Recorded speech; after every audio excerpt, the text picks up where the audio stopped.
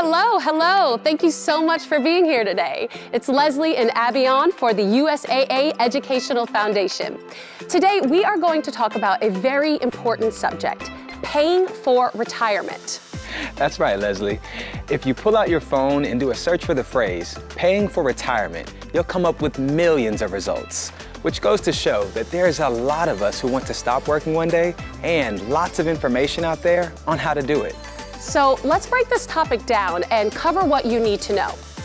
The three most common ways to pay for retirement are Social Security, pensions, and personal savings and investments.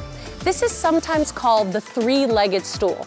I know, it's not super creative, but hang with me.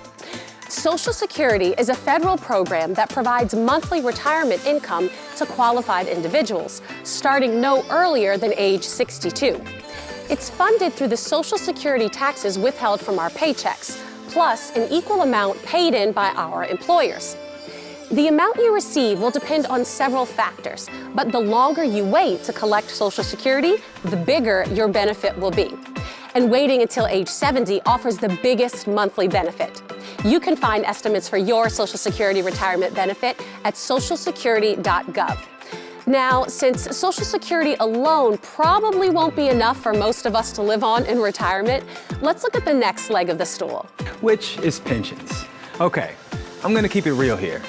Very few employers still offer pensions. But for the qualified employees of those that do, like military retirees, a pension can provide another great source of monthly income for life. So, let this information sink in for a moment. Retiring on Social Security plus a pension sounds better, right? But since there's no guarantee you'll serve long enough to earn a pension, let's look at the third leg of the stool, personal savings and investments. As you might have guessed, this one is all about you, setting aside your money. And of all the legs of the stool, this one is where you have the most control. The amount you will have available to use in retirement will largely depend on how much you're able to accumulate over time. As for how and where to do that? Great question. You'll need to check out the investing section of USAAEF.org to learn more. So, to recap, you can pay for retirement several ways, but Social Security, pensions, and your own savings and investments are the most common ways to do it.